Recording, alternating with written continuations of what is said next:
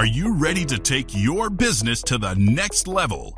Every day there are countless books and articles that are published offering the key on how to make your business a success. It's easy to feel overwhelmed trying to keep up and run your business.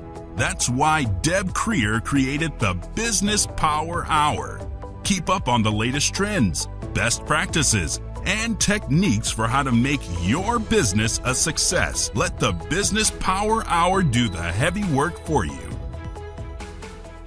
Good morning, good morning. I am Deb Creer, and I am passionate about giving professionals the tools that they need to make themselves and their businesses as successful as possible. And I am so excited to be talking with my guest today. We spent a half an hour getting to know each other before the program, and I really should have been recording that because it was such great content. But please join me in welcoming Noah Revoy to our program today. Welcome, Noah. How are you doing today? Thank you, Deb. I really appreciate you having me on your show. We're going to have a great time, as I said, but let me do the quick introduction and bio, and we will go from there. So Noah is a relationship expert that helps his clients to build high trust families and organizations that prosper using techniques that have been developed over more than 2 decades, working with a diverse group of people and organizations. So again, Noah, welcome. Yeah, thank you. This is fantastic. We really got on well in that first half hour. We did. Some absolute gold. I'm really excited about the energy that we have in this conversation. And we are going to have so much fun because this is it's such an important topic. And I think it's something that everybody really is going to get a lot out of. But before we dive into it, I always like to hear from my guests how they got to where they are today, which, aside from anything else, is in Portugal. I'm not sure I've ever had a guest in Portugal. So welcome from, across the big pond. But tell us a little bit about how it is that you got to where you are today and how you discovered that this is your passion in life. Well, when I was a young man, my family, my extended family, everything, they decided that my career should be as a minister. And when I say young, I was about 2. Okay. And so I started receiving training, speech training, training on how to talk to people, how to reason with people, aside from the theological point. Most of the training was really how to interact with all sorts of people, how to have empathy for them, how to really care about the people you're talking to, and how to build trust with them. And that stuck with me through everything I did the rest of my life. I was a minister for a number of years. And then in my early 20s, I decided that, I wanted to get married and have kids.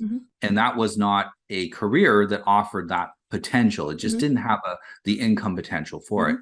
And so I decided to do other things. And shortly after I had started a business, I came to Portugal and I met what became my wife eventually. And so we ended up living here, and I ended up working with quite a few different businesses and companies that were here, helping them to modernize, because at that time we were switching over to the euro. And along with that came a whole bunch of changes to the landscape of business in Europe. And it was very difficult for the established companies, especially the small and medium companies, to adapt to that change. Suddenly they were competing with everyone in Europe. And so they had to it wasn't just a competition on price. They had to compete on customer service. Right. They had to compete on how it was to buy from them. What is the process to buy from them? How easy is it? And on their relationship building skills. And so I really helped a lot of these companies to survive that and to grow. And many of the ones, I remember one company that I helped, half of their accounts were overdue, some 120 days. Oh. And it's this very Southern European, relaxed, they'll pay eventually mentality. I can't pay my bills, but yes. And I said, you're not a bank. You can't lend them money, and help them to not just change. See, it's a matter of changing the relationship, because the relationship they had said is it's okay to pay us this late. Right. They had allowed it to happen. And so then their clients figured this is how we operate with them. And we're not doing anything we shouldn't do because they are letting us do this. So I helped them to fix those relationships, to draw better boundaries. And interestingly enough, by having better boundaries, their clients took them more seriously. Right. And they did better business with them. And the only clients they lost were the ones who were unprofitable because they weren't paying at all. Right. And so it actually turned out so much better for these companies and so much simpler Mhm. that, many of them were able to grow. Some of them were able to reduce office staff while increasing invoices because Mm. they didn't have to chase people over and Mhm. over again to get Mhm. paid.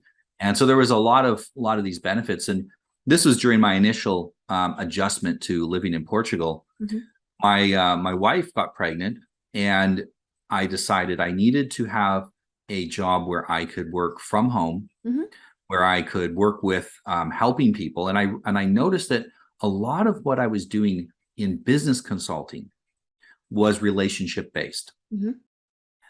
What is your relationship to your own company? So Mhm. sometimes people, they're too emotionally attached to their business. Okay. And this makes it very difficult for them to make tough business decisions. Mhm. What is your relationship with your clients, your employees, your suppliers? Mhm. And I realized so much was about relationships, and very often about half of the businesses that had problems had nothing to do with the business. Mm. It had to do with the fact that there were internal relationship issues Mhm. with people that needed to cooperate for the health of the business, but they were having difficulty doing so. Okay. A lot of family owned businesses. Mhm.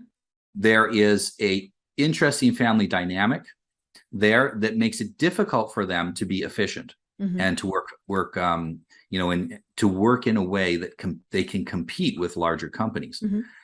And I ended up bit by bit switching more into the relationships, and helping a client with his business, but actually I need marital help. Okay, I'm going to help you Mhm. with that. Right. And helping them, but I need help with my kids who also work with me. How do I interact? Mhm. I've been too mean to them. How do I fix this? Mhm. How do I re-establish How that do I relationship? reconnect? Mhm. Yeah, how do I reconnect with my kids on something that's not business? Mhm. All we talk about is business. How do I have a family again instead of employees that are related to me? Mhm. And so bit by bit, I switched over more and more into relationships. And I realized, especially having my own children, that it's very important to me to live in a society where people have healthy relationships, because that's the only way that my children will end up in a healthy society. Mhm. Because when we say a healthy society, what we mean is a society where people have trust in each other, Mhm.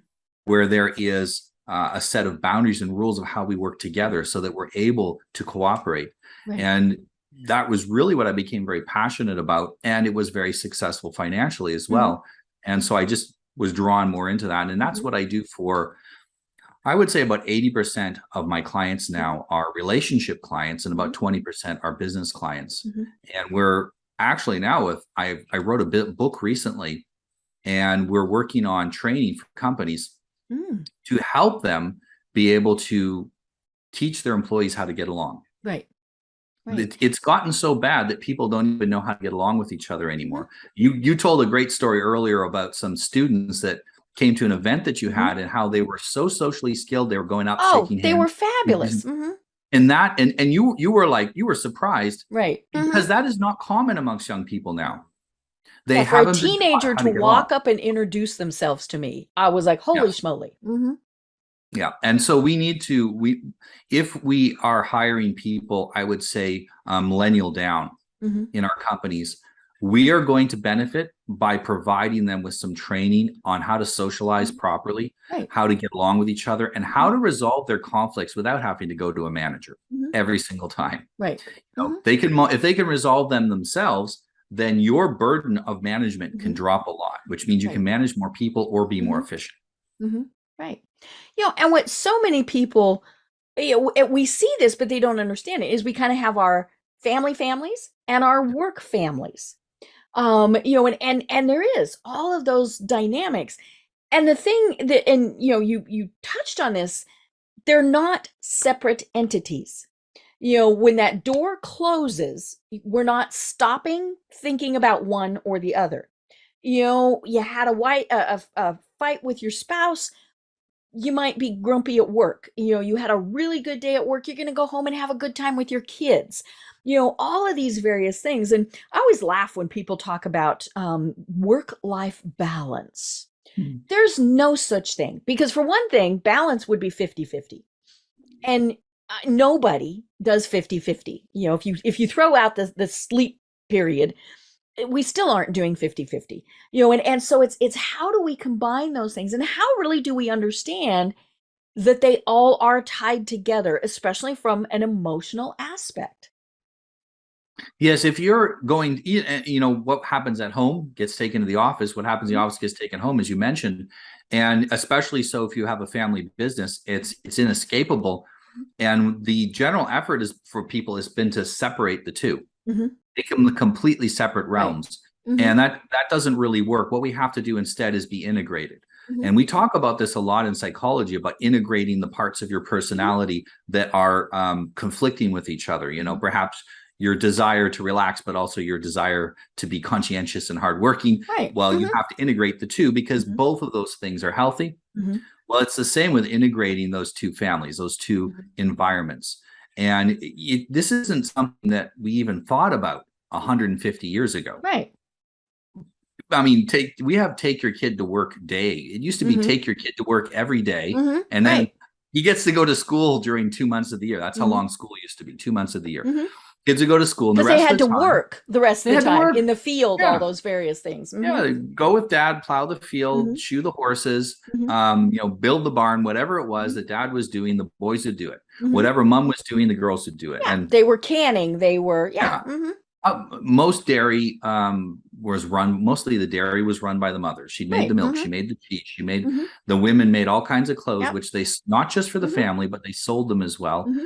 Home industries for women was huge. That was the number one employer of women throughout all of human history, except the last few years.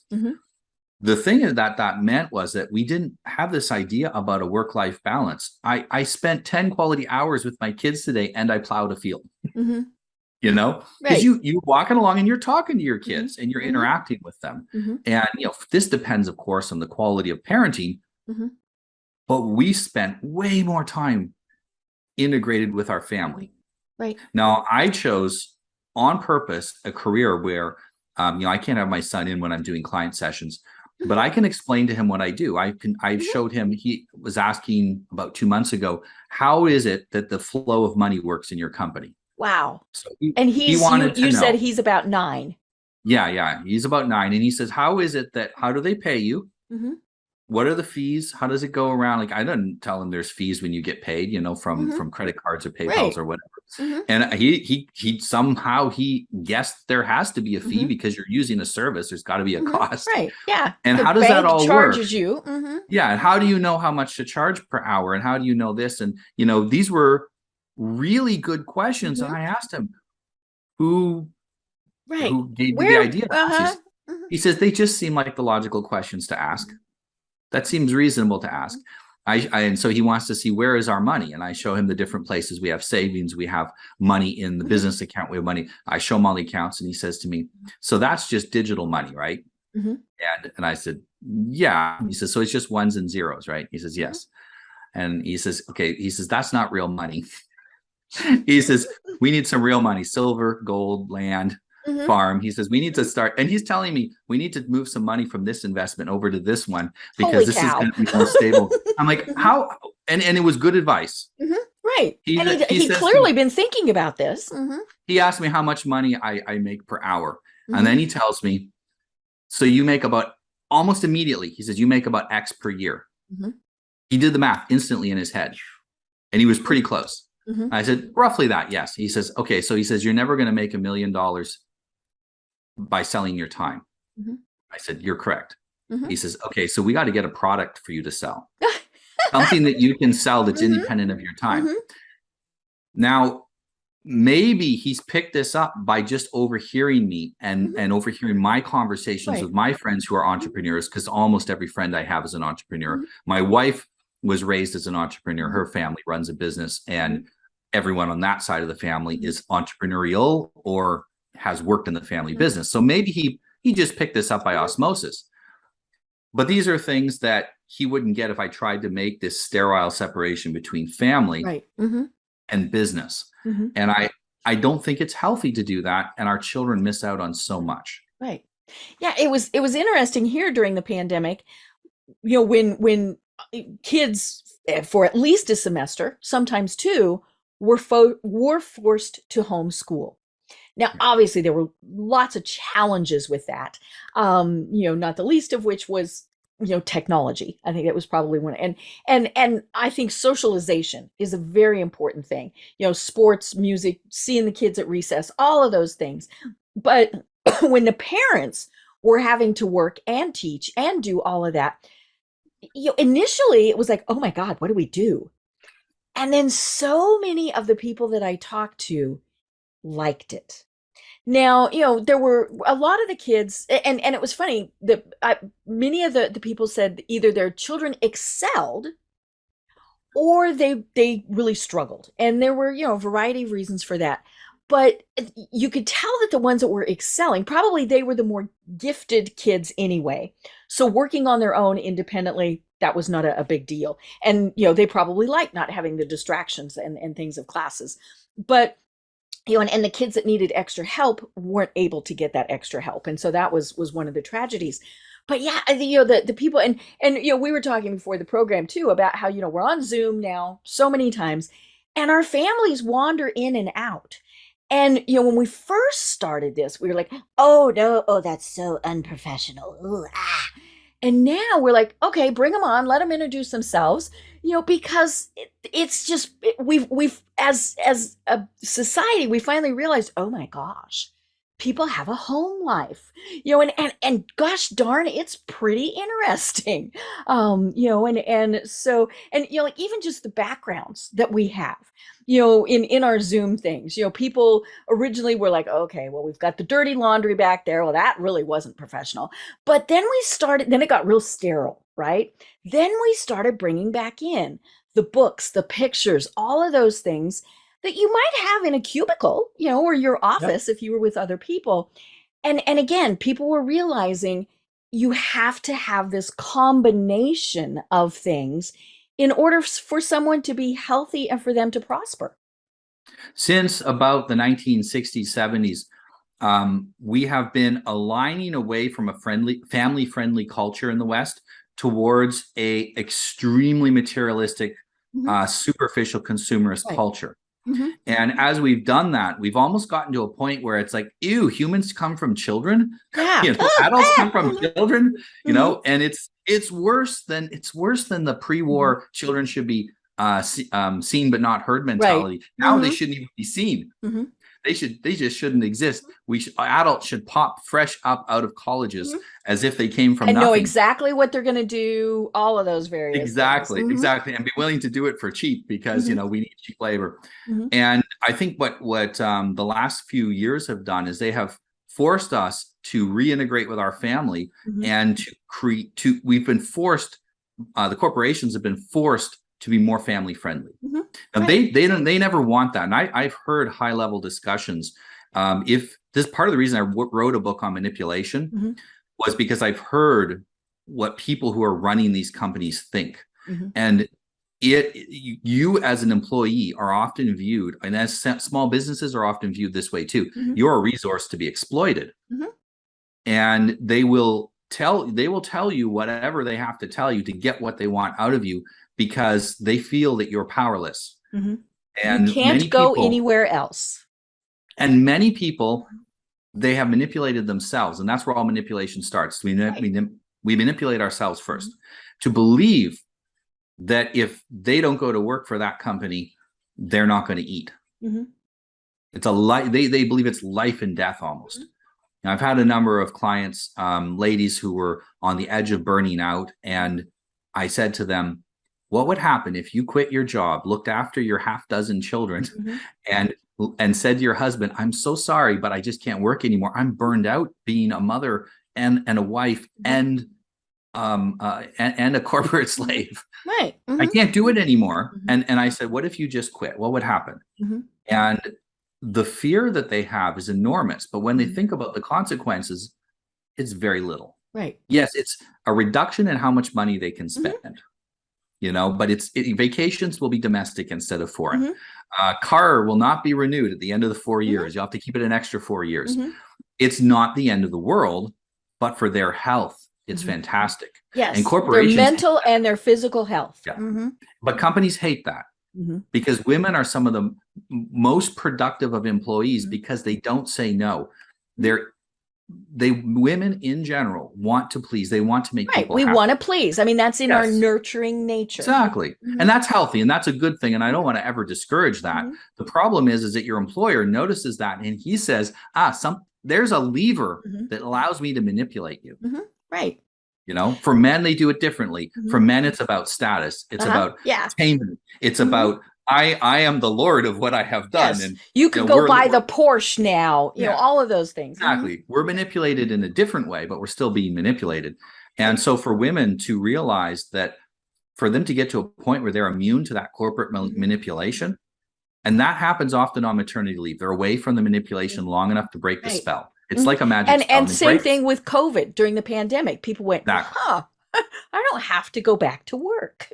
Yep. Well, and if you saw some of the articles that were in some of the business magazines about record numbers of women have decided to stay home after COVID and how this is bad for the bottom line in corporate America. And it's like, screw the bottom line. These women need to look after their health. They need to take care of themselves. They need to take care of their children. That's what matters.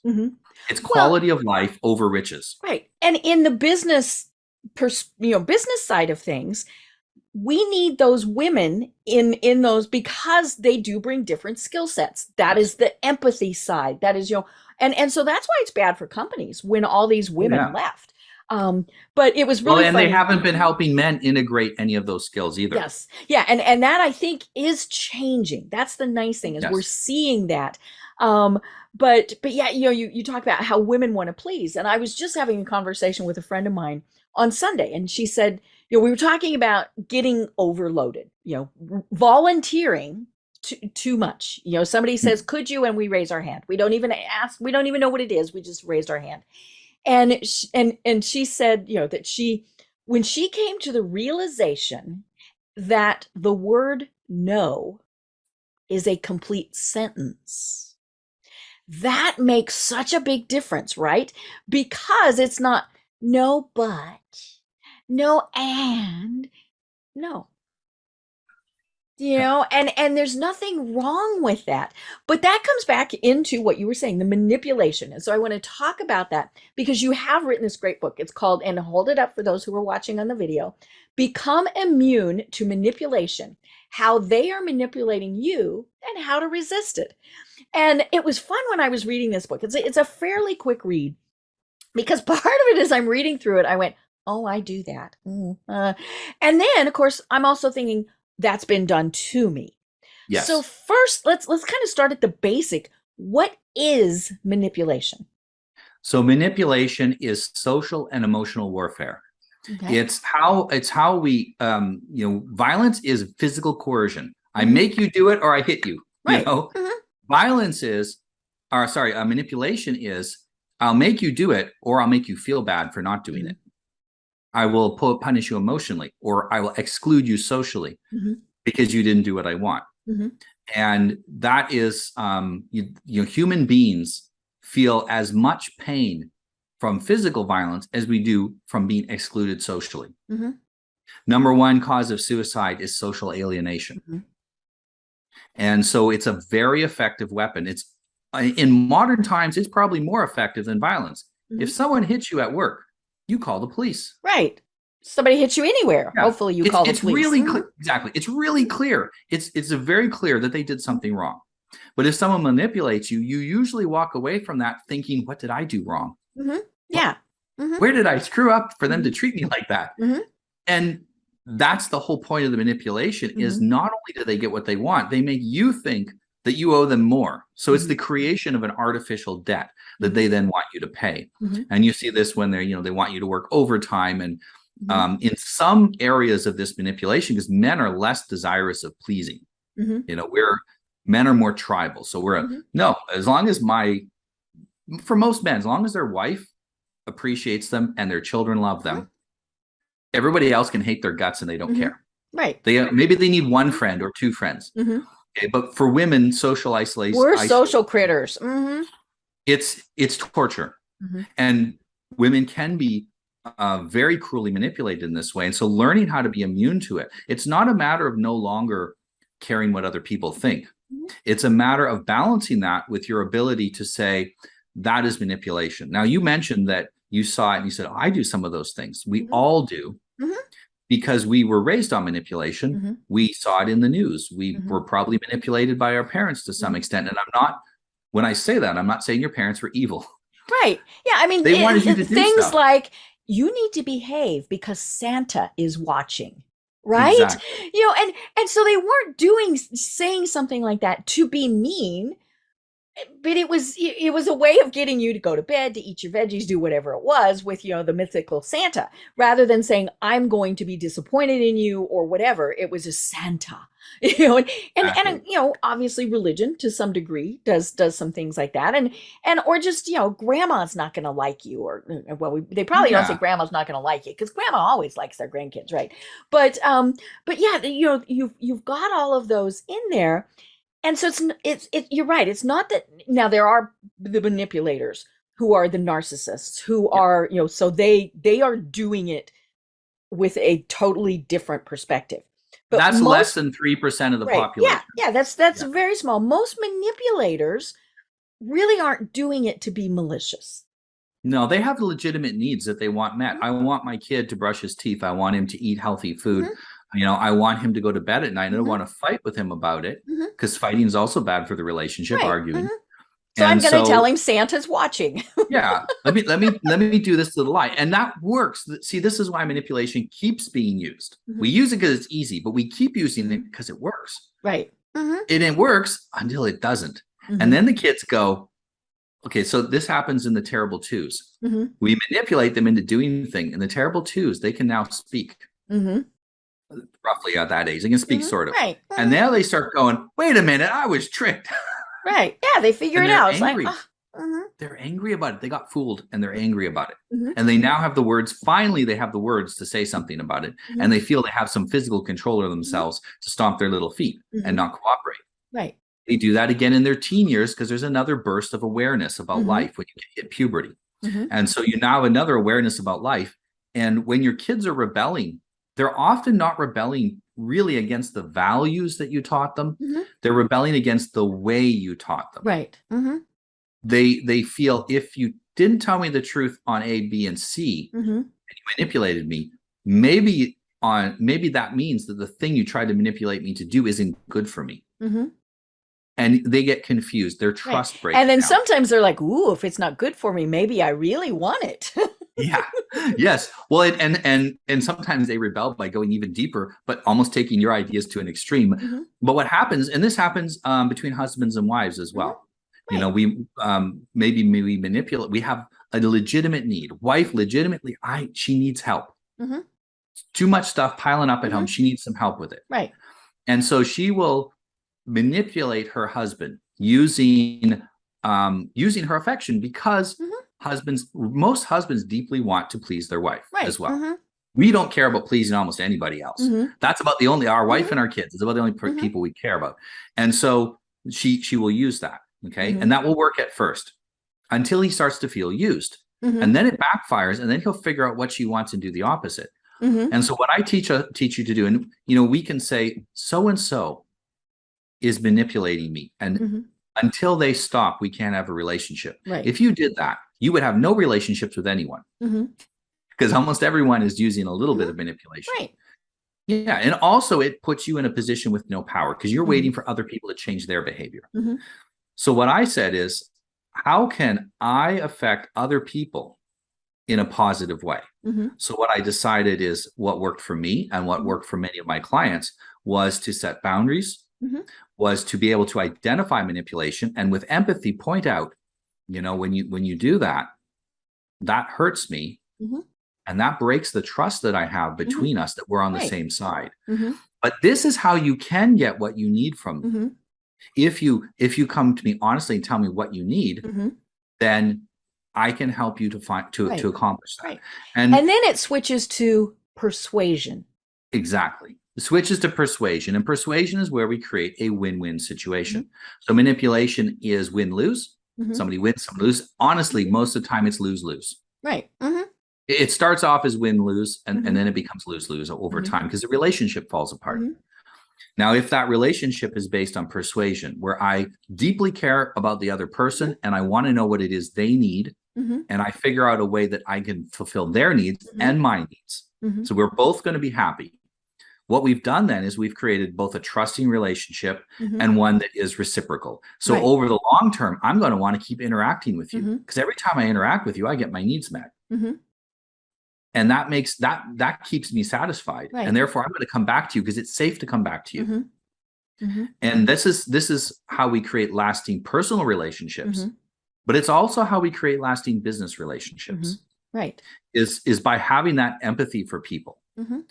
We'll often, negotiations are terrible for manipulation, and every single book on negotiation is a book on how to manipulate the person you're how to get your way. And it's always me versus you negotiation. We're on opposite sides. Maybe that's true if you're negotiating with a kidnapper who's taken a family. But even at that, I mean, you know, the kidnapper might not want to die, or, you know. Exactly, exactly. We still have to figure out what is they want. And sometimes they don't care about that even. Sometimes the thing they want is simply that their cause is acknowledged. Whatever it happens to be. But we have to, it all starts with two things. Empathy, first for ourselves, to say, I don't deserve to be manipulated. I don't deserve these lose-lose situations. We can only be manipulated if we allow ourselves to be manipulated. Exactly. I don't deserve this. I won't allow it to happen to me. I won't set that example for my children or for my colleagues that I allow this. And it's up to me to protect myself from manipulation because no one else can do it because I'm the only one that can allow it. That means I'm also the only one that can stop it. And so I'm going to take control of that in my life, and I'm going to no longer allow people to manipulate me. Now, of course, you need to understand exactly what manipulation is in detail, and I have the tactics that are used so that you can, you're using gossip. You're using social isolation. You've got there's an acronym, GSRRM. See, I pay attention. Very good. No, that's great, and it's kind of a funny. We tried to find an acronym that you could. That sounded right. Gruesome doesn't flow off your tongue, but there's actually there's more than that. But the main ones are like gossiping and ridiculing. Then one of the others that's very common is undermining, where you simply make people feel that they're incompetent in making their own decisions to the point where they give you decision-making power because obviously I don't know anything, so you should take charge. And we see this in business. We see this, when you're negotiating with someone, if you do win the negotiation with manipulation, what happens immediately after that is they walk away from the table. They feel bad about losing. They feel bad about being manipulated, even if they can't. They get very resentful. And then they undermine the agreement. And this is if you're having a problem with clients who undermine your agreements, who agree to a certain terms and then start to try to back out of them almost immediately.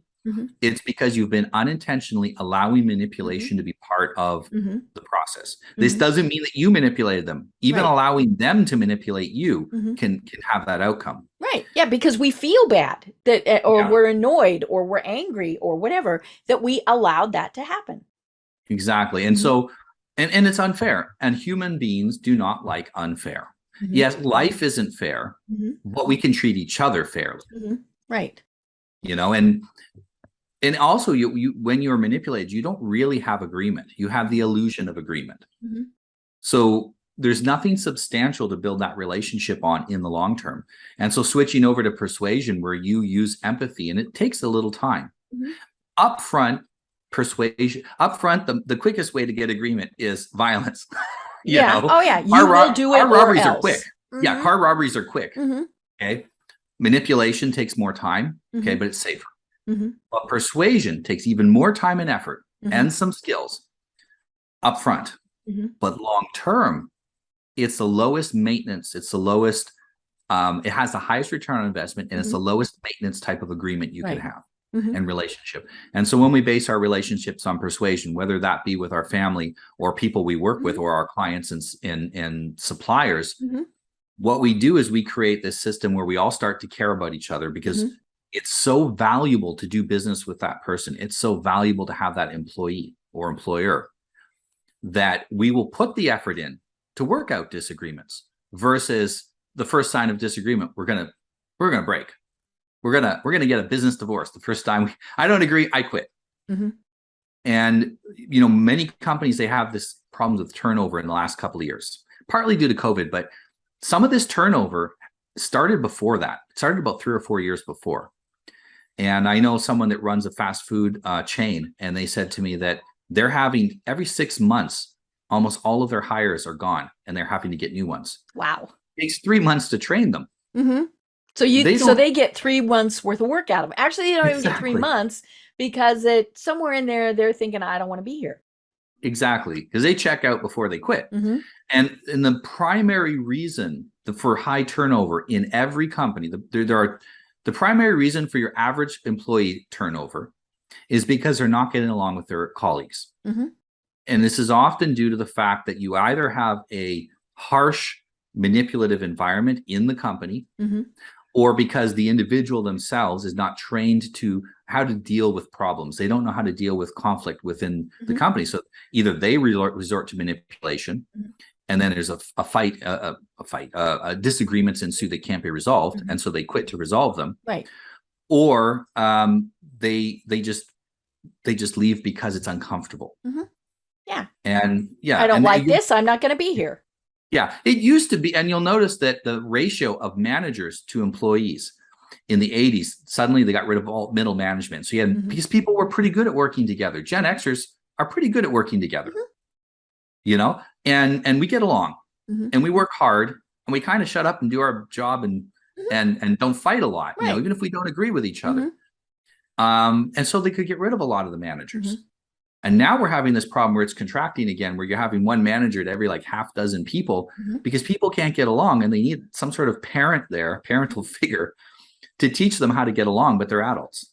Right. And so I'm encouraging companies to use the information that's in here to help their employees understand mm-hmm. how to resolve their differences with their colleagues through persuasion mm-hmm. instead of through manipulation. Right. Yeah. And we're actually developing training for that companies can apply mm-hmm. in their business. Mm-hmm. And we think this will make a big difference in your turnover rates. Right. Yeah, because of course, one of the biggest manipulation things is, and I said it before, you are replaceable. Yeah. And yeah, I mean, pretty much anybody is replaceable. Now, unless you are very specialized, say you are a neurosurgeon. Okay, it's probably going to be a little bit harder to replace that person, but you're still not the only one in the world. And all sorts of things like that. And so, but it is, I think a lot of times we are given that impression of, you know what, you don't like it, leave. I can easily find somebody to replace you. And what we've seen is they can't. For whatever reason. I mean, it's very bizarre here in the States, where you see so many places that just can't hire people, even at pretty good rates. I mean, if you can go to work at McDonald's for $16, $17 an hour, holy schmoly. But yeah, it's and I think part of it too is back to the employees. They know, I don't have to be there.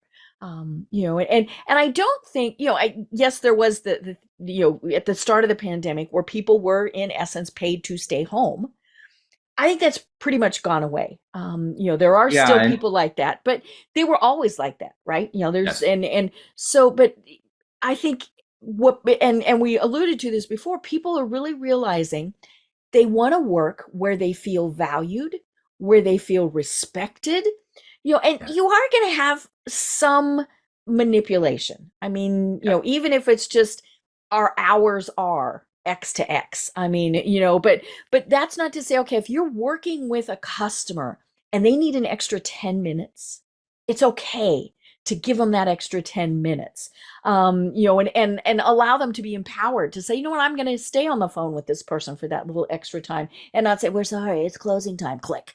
And so people are really realizing that they want those things. And it's funny because a lot of people, you mentioned Gen X, and I'm a baby boomer, and a lot of times like, ew, millennials, ew, they want all this freedom, they want this, they want that. Well, hello, we raised them to be that way. And again, there's nothing, we somehow have it in our mind that that's bad, that's wrong, and it's not. We should want our children to feel valued, respected, all of those other things, and and other people's children too. I mean, and we should want everybody to be like that, instead of no, here's the rules. Yeah, we can get great productivity out of every generation if we understand how to work with them. Right. And it doesn't matter what generation, because you have to create a company culture that works across cross-generationally, because it doesn't matter what company you have, you will have a little bit of everything. And in fact, it's more stable to have a variety of generations. Yeah, because there's so much knowledge that is there with all of those multi-generations. Exactly. Otherwise, you end up trying to reinvent the wheel over and over again with something that someone who has already been through it could just say, yeah, well, this works. Try this. But the problem is that in order to do that, in order to create that company culture, very often that's just left up to random evolution. And it just kind of your company culture just kind of evolves the way it does. The problem with it evolving by evolution is that humans have a very short-term view on what works. And manipulation works in the short term. So we start to resort to it. And we have a hard time connecting that the thing we did that worked is causing problems 6 months down the road. We're just not very good at making that calculation. And because we're not good at making the calculation, we don't self-correct well enough. And you also have cases where, this is why your higher skilled employees, your supercomputer programmer that's really at the top end, the top 0.1% in his profession, why they leave is those individuals tend to be what we call a systematizer. So their brain works very much in a systems orderly way. And most of them are emotionally allergic to manipulation. The highest productivity employees, they're generally emotionally allergic to manipulation. It bothers them in a visceral way where they will physically get ill if they're attacked with manipulation repeatedly. And you need to create, and those people often are producing, most of the innovation that your company has is produced by that 1 or 2% of your employees. They're at the top. And the other employees, they help make that innovation. They provide a base that allows those people to do innovation from. You can't keep those people if you don't do two things. One, they have to know they're going to be protected from internal attack. They're usually okay with external attack because they're usually competitive, and then that's part of competition.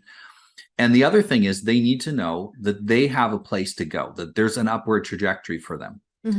And so that's usually the work of the CEO, is to make sure that the very top talent is well taken care of. And one of the things that's really been focused on is, the career path for them. And the thing that's been often ignored is the fact that they hate the internal manipulation. They hate the games that sometimes are played by HR.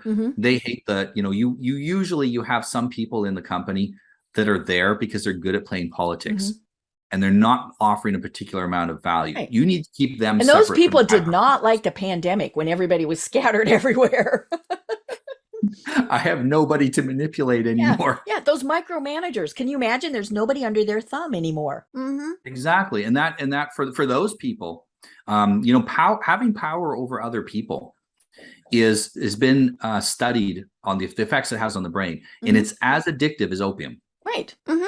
It's as addictive as an opioid. It's incredibly addictive to have power over other people. And for some people, myself, I don't want power over people. When I have clients, I tell them right off the bat, my goal is that you won't need my help for this problem anymore by the time we're done whatever package we have of coaching. You may want to come back for another problem, but I don't want, this isn't like you're going to be coming here for the next 3 years. Yes, I'm shooing you out the door. Just know that. And I come to it from a fatherly perspective. So the ideal father wants to raise his children to be independent and self-sufficient. In fact, I would like to raise my children with a platform that allows them to excel beyond me. And this is how a good manager should be thinking.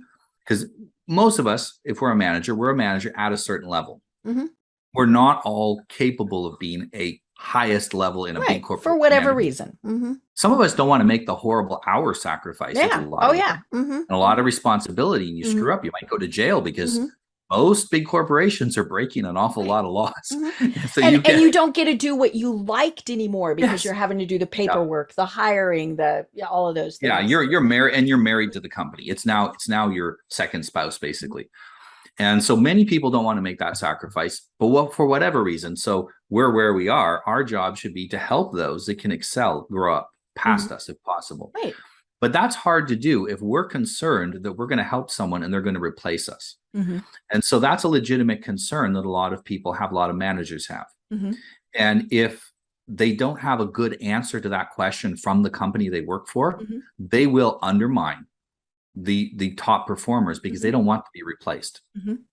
And I've seen that at companies where I'm almost always a consultant. Mm-hmm. I just don't like to work as an employee usually. Mm-hmm.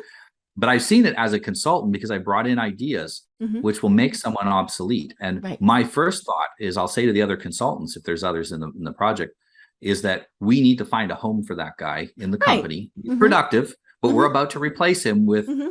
10 lines of software Mm-hmm. code, Right. and we need to Mm-hmm. put him somewhere else. We need to recommend that part of the project is he gets put somewhere else, or he Mm-hmm. gets a new part on this project. If not, he's going to undermine the whole thing because Mm-hmm. he's scared. Right. That's why so many people are saying they don't want automation. Mhm. Well, hello, we started having that 100 years ago, when we started having, when Ford invented the assembly line and all of those things.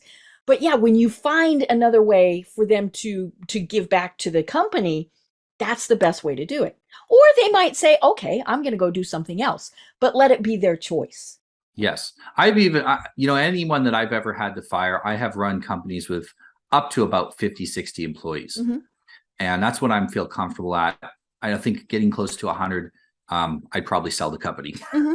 But Right. that's just Mm-hmm. that's just how I am. And whenever I had to fire someone, unless it was because no one should employ that person, which Mm-hmm. I wouldn't hire someone like that in the first place. I was Mm-hmm. careful. If I had to fire someone because we had less work or the thing Mm-hmm. that they were doing that's no longer needed, I always, before I talked to them, I found them 2 or 3 potential jobs Mm-hmm. with friends companies. And I said, we can't have you anymore. Go Mm-hmm. apply to these companies. Tell them I sent you. Mm-hmm. You'll get in at one of them. Mm-hmm.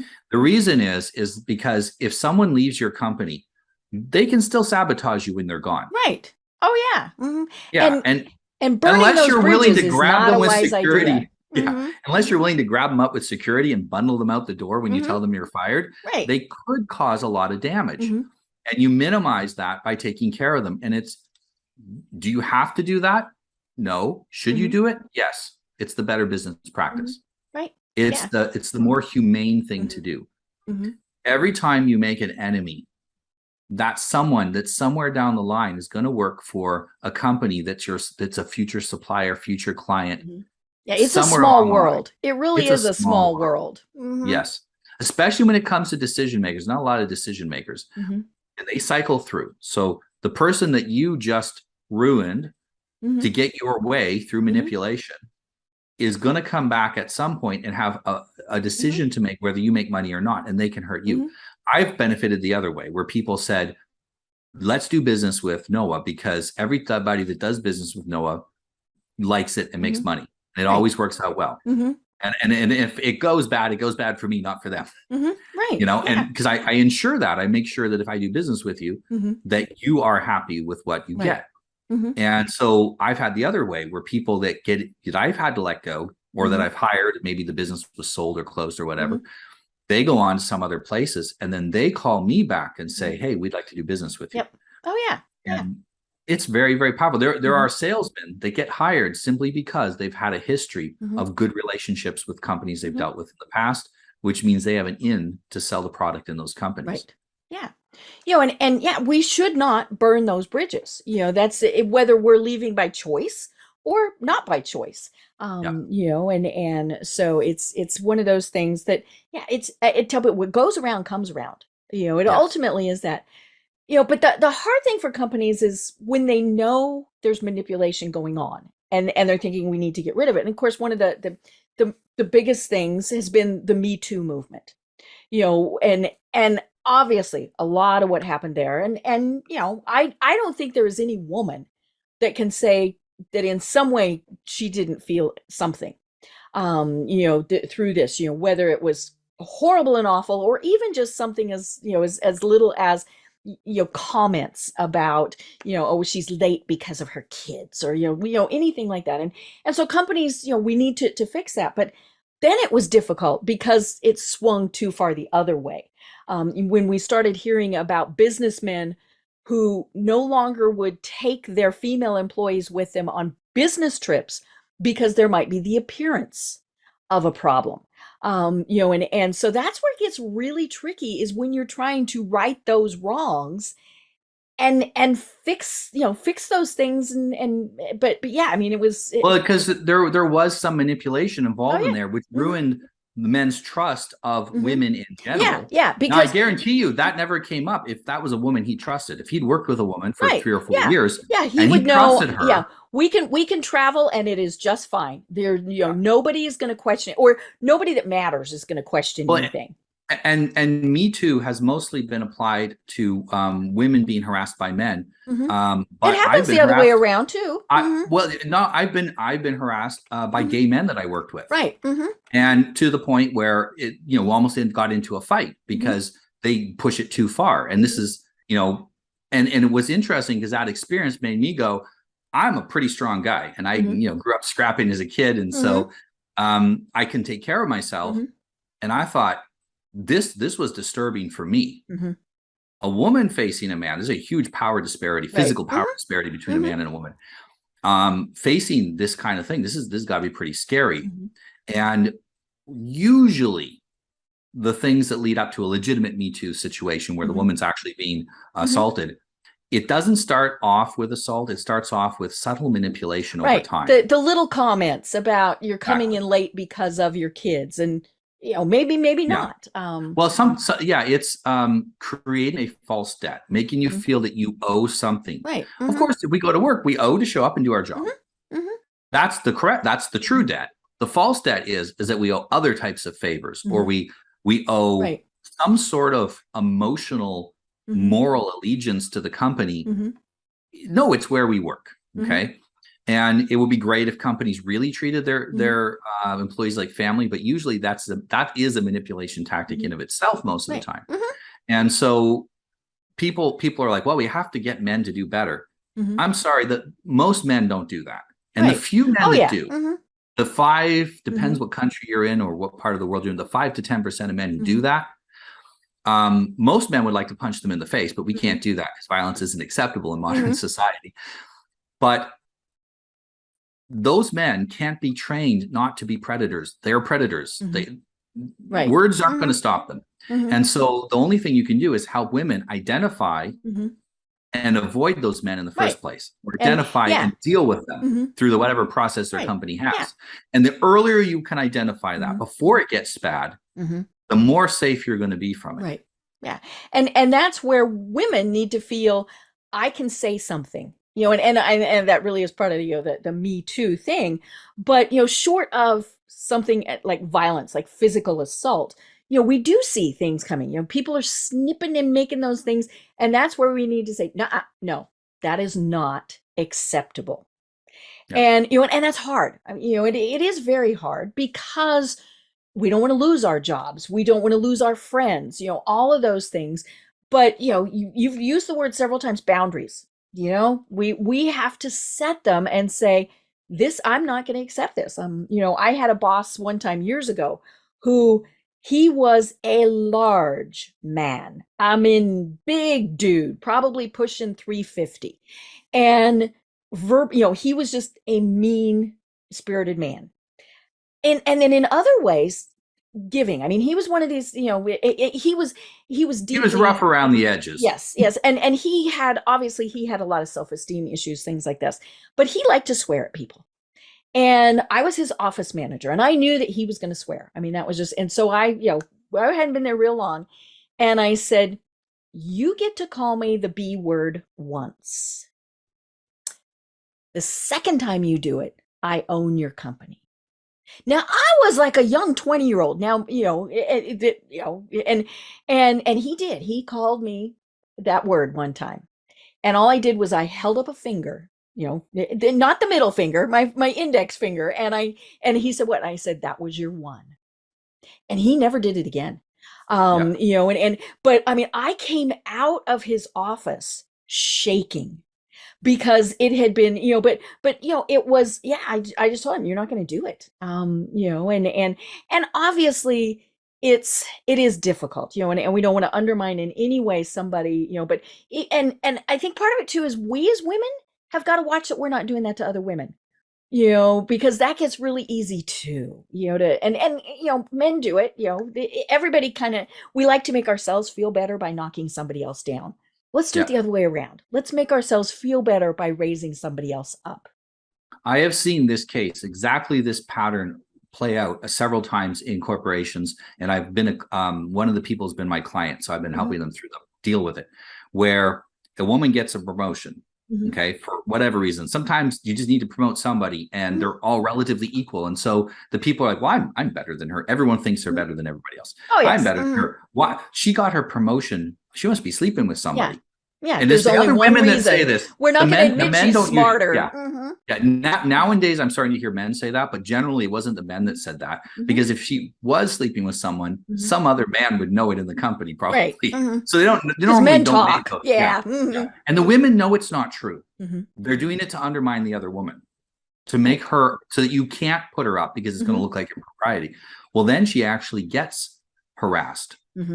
And now because the assumption is, that she was trading sex for jobs, for a better job, and it didn't work out the way she thought. And now she's complaining. That's what it'll look like. Yep. And so when people use manipulation, it breaks the entire trust system down, so that when women have legitimate complaints to make, it's hard to know what the story is correct, because one woman says this, the other woman is saying that, the person who's accused is saying this. There's all this office gossip. Who knows what the truth is? And it makes it very difficult for us to make good decisions. This is why we need, not just for our own sake, but for the sake of everyone around us, to end that in ourselves and to end it when we see it. We may not be the target of the gossip. Yeah. But we can say, I'm not going to listen. Yeah. I'm not going to listen. That gossip's not good for us. It's not good for our company. It's not good for our reputation. And mark it down. If you see someone gossiping, they're probably gossiping about me too. Oh, I know. That's the thing. Is like, if they're saying that about them, what are they saying about me? Yeah. So what happens is you're not going to trust that person. Right. And so eventually, if we were all more immune to manipulation, then manipulators would become isolated in company. If they were unrepentant, if they were truly malicious, and eventually they'd leave. But what happens is we're so susceptible to manipulation, the manipulators gain power, and the honest people get pushed out. And we can reverse that tide. And the key to doing that for most people is going to be getting a book like this. This is the only one that I know of that teaches you exactly what manipulation is and how to stop it. Right. And how to stop it in your life.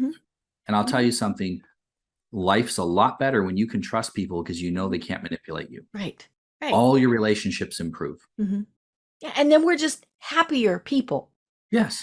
Well, oh my gosh, Noah. See, this is why I set a timer, is because we could easily go on forever. And we just have to do this again because your information is so great. And I think we need to keep getting this message out there, because it is only going to improve our personal and our business relationships, and so I think this is great. But tell people how they find you and how they connect with you, and what are the services that you provide in addition to your wonderful book? Well, you can find me either on Twitter at Noah Revoy, or you can find me on my website, noahrevoy.com.